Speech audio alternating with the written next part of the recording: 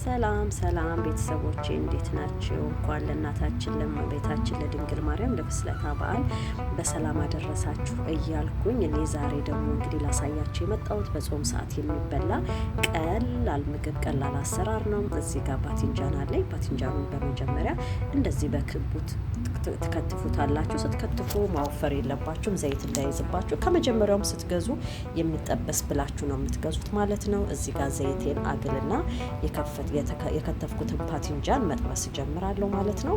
ስራው በጣም ቀላል ነው። በእንደዚህ መልኩ ስራችንን ጀምረናል። ሰርታችሁ ሞክሩት።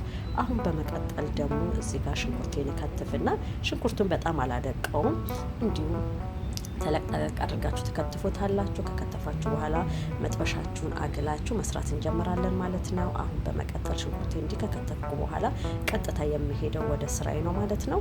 እዚህ ጋር መጥበሻዬን ጥጄዋለሁ። ልክ ሲግልልኝ ሽንኩርቴን አደርግና ሽንኩርቴን በደንብ አድርጌ ማብሰል ጀምራለሁ ማለት ነው። ከዚህ በመቀጠል ደግሞ ያዘጋጀሁት ዘይት አለ። ዘይቴን አደርግና ሽንኩርቱን በዘይቱ ማብሰል ጀምራለሁ ማለት ነው። በጣም ቀላል ስራ ነው።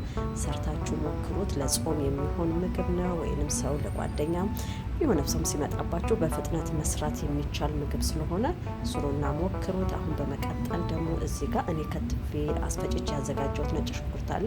አንድ ማንኪያ ነጭ ሽንኩርትና አንድ ሳልሳ አደርግበታለሁ ማለት ነው። ቲማቲም እንደዚህ እያደረኩኝ በማብሰል ጀምሬያለሁ። አሁን እዚህ ጋር ጥቁር ቅመም አደርጋለሁ። በመቀጠል ደግሞ መጥበሻ አደርጋለሁ ማለት ነው። ውሃ ጠብ እያደረጋችሁ ማብሰል ትጀምራላችሁ። በእንደዚህ ሁኔታ ሽታው በጣም ነው ደስ የሚለው። ሰርታችሁ ሞክሩት። እዚህ ጋር የከተፍኩት ቲማቲም ነበር። ቲማቲሜን አደረግኩ ማለት ነው። በእንደዚህ መልኩ እዚህ ጋር ደግሞ ኪኖን አለኝ። እናንተን ደግሞ የአትክልት ማጂ መጠቀም ትችላላችሁ። ማጂን አደረግኩኝ። እዚህ ጋር አንድ ማንኪያ በርበሬ አድርጌ መጥበስ ጀመርኩ ማለት ነው። ልክ ሲበስልልኝ ያዘጋጀሁት ሽምብራ አለ። ሽምብራዬን አደርግና ደግሞ ካዘጋጀሁት ስጎ ጋር በደንብ አድርጌ ማብሰል ጀምራለሁ ማለት ነው። በዚህ አይነት ስራችንን ቀጥለናል። በጣም ቀላልና በጣም የሚጣፍጥ ምግብ ነው። እዚህ ጋር አሁን ደግሞ ጨው አደርጋለሁ ማለት ነው። ጨዋችንን እናደርግና በተረፈ በደንብ እናበስለዋለን። እዚህ ጋር ደግሞ የወጥ ቅመም አለኝ። የወጥ ቅመም እጠቀማለሁ። ትንሽ ነው የምናረገው። እዚህ ጋር ልወጣ ሲለኝ እንደገና በዚህኛው በኩል ከፍትና ትንሽ አደርግበታለሁ ማለት ነው። ባታደርጉበትም ካልፈለጋችሁ ችግር የለም። ይህን ያህል በደንብ የሚያስፈልግ አይደለም። ኦልሬዲ መጥበሻና ጥቁር ቅመም አድርገናል። አሁን በመቀጠል እዚህ ጋር የጠበስኩትን ባቲንጃን አመጣና ያዘጋጀሁት ስጎ ላይ አደርግበታለሁ ማለት ነው።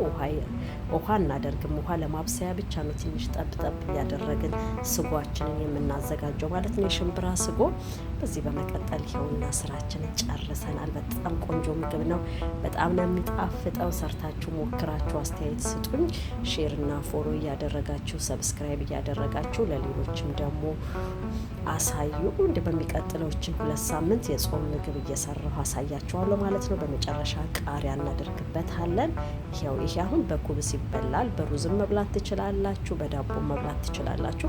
አብዛኛ ደግሞ ጠዋት ላይ ደግሞ ቅዳሜና እሁድ የሆነ ቁርስ ላይ መብላት ይቻላል ማለት ነው።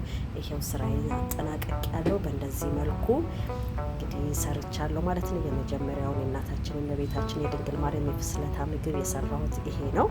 እንግዲህ ተጠቀሙበት። ይሄውን በኩብስ ይሞከራል፣ በዳቦ ሞክሩት፣ በሩዝም ሞክሩት። በጣም የሚጣፍጥ ምግብ ነውና በሚቀጥለው በሌላ ቪዲዮ እንገናኛለን። ቪዲዮን እያያችሁ ስለሆነ በጣም አመሰግናችኋለሁ።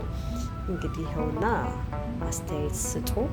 በጣም ጣሙ በጣም ነው የሚጣፍጠው። ቀላል ምግብ ነው እና ሰዓትም ጊዜም ስለማይፈጅ በሚቀጥለው ቪዲዮ እንገናኛለን። ሰላም ሰላም ሰላም። መልካም ጾም ይሆንላችሁ።